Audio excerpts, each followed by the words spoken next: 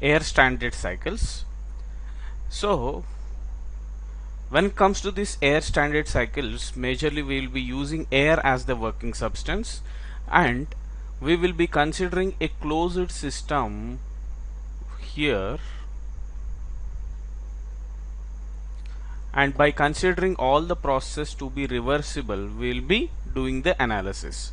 So before going to these air standard cycles in detail, first of all let us see what are the assumptions that are related to this air standard cycles. So here the gas in the engine cylinder is a perfect gas. So the gas that we need to consider is a perfect gas, and it obeys all the gas laws like PV equal to MRT, so PV equal to nRT, then Cp minus Cv equal to R, and Cp by Cv equal to gamma. All these conditions should be obeyed. Then Boyle's law, Charles law, all these laws also should be obeyed. Then the physical constants of the gas in the cylinder are the same as those of air at moderate temperatures. So the molecular weight of the cylinder gas can be considered 29.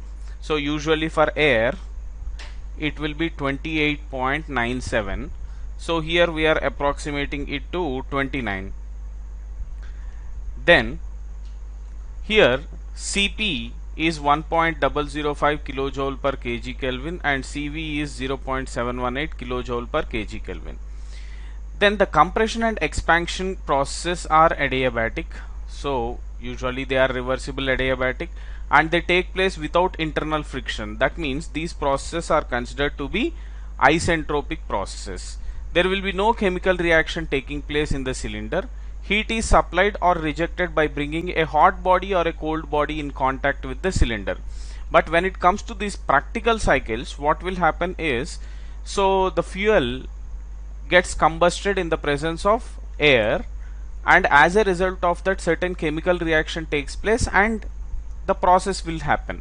But when it comes to these ideal cycles or air standard cycles, we are considering that there is no chemical reaction taking place inside the cylinder. So heat is supplied or rejected by taking a hot body and a cold body in contact with the cylinder at appropriate points during the process. Now the cycle is considered closed. As I earlier said, we are considering a closed cycle with the same air always remaining in the cylinder to repeat the cycle. So the same air will be continuously working, and we are considering that the cycle is a closed cycle here. Now let us see the engine nomenclature first of all. So let me consider here there is a piston cylinder arrangement like this. So the topmost position up to which this piston can move, we call it as top dead center, and the bottommost position up to which this piston can move, we call it as bottom dead center. Now the inner diameter of the cylinder or the piston diameter, we consider it as bore diameter, and it is denoted by D. And the distance between the top dead center and the bottom dead center, we call it as stroke length, and it is denoted by L. Now here we will be coming across a volume called swept volume. So swept volume is the volume that is displaced by the piston. That's why we can also call this swept volume as displacement volume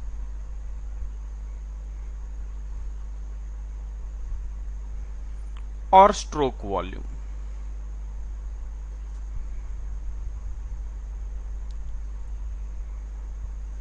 So swept volume or displacement volume or stroke volume, you can take it as Vs, and that value will be pi by 4 diameter square into L.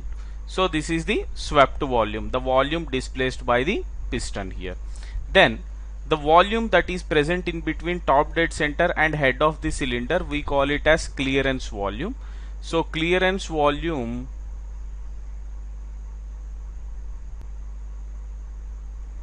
Vc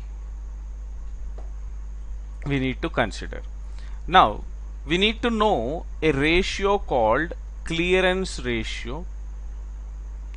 Clearance ratio is nothing but the clearance volume by swept volume.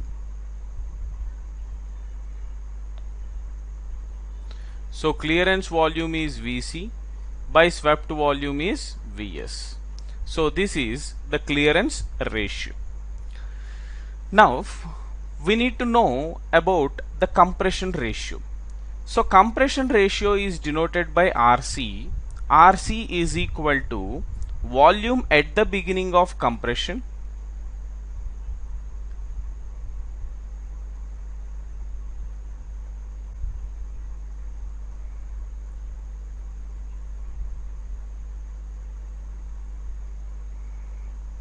by volume at the end of compression.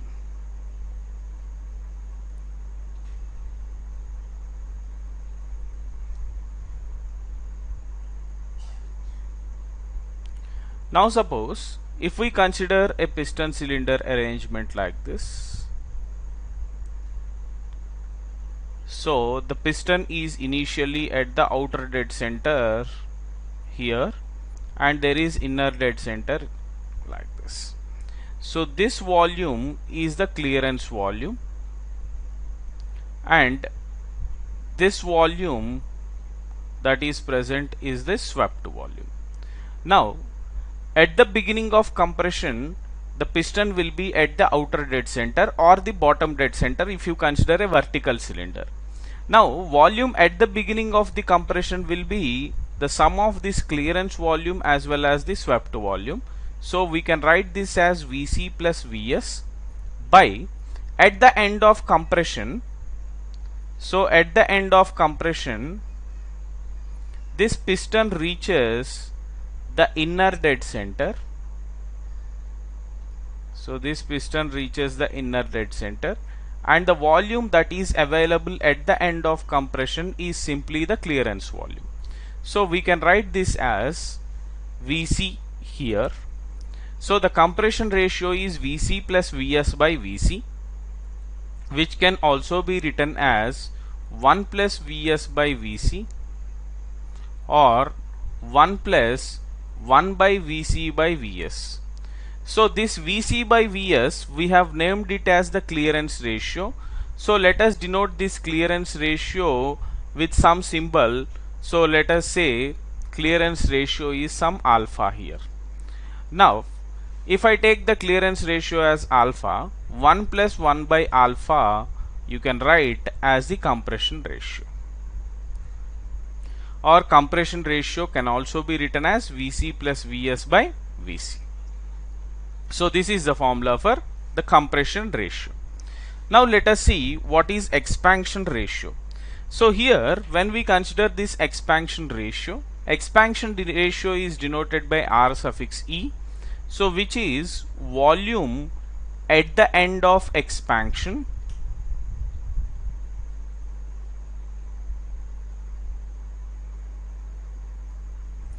by volume at the beginning of expansion.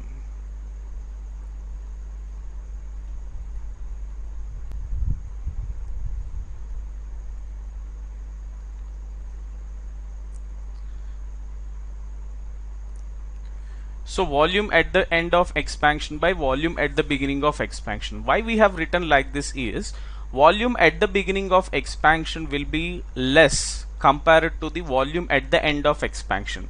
So we need to remember that this compression ratio and expansion ratios will be greater than 1.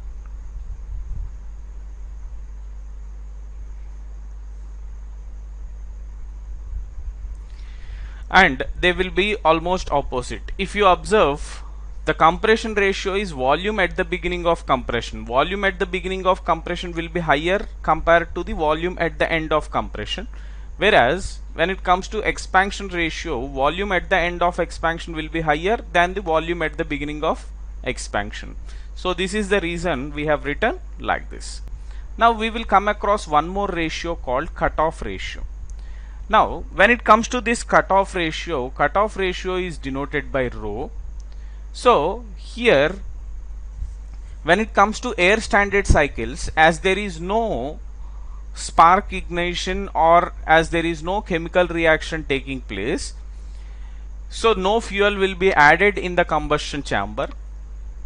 When we are talking about cutoff ratio, we need to consider volume at the end of heat addition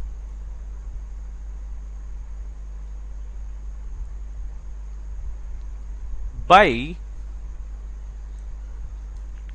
volume at the beginning of heat addition.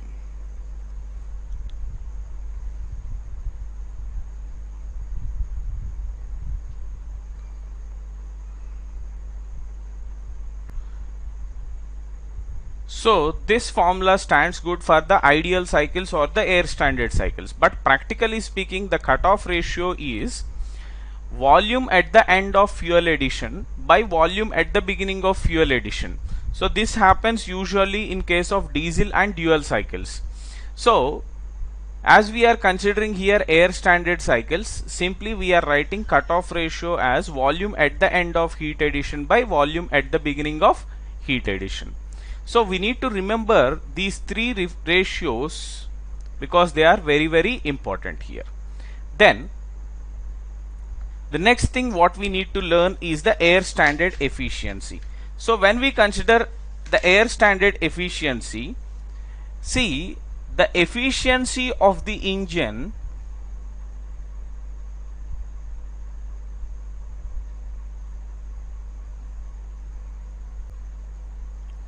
which is using air as the working substance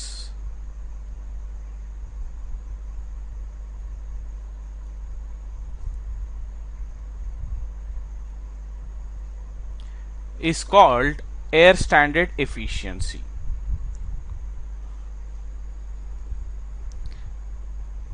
So when we are using air as the working substance, the efficiency that we have got, we call it as air standard efficiency. Then we need to know something about relative efficiency. So this relative efficiency is the ratio of actual thermal efficiency. So when we are using the actual cycles, so the thermal efficiency obtained by that actual cycle divided by the air standard efficiency. So relative efficiency is the actual thermal efficiency. This is the actual thermal efficiency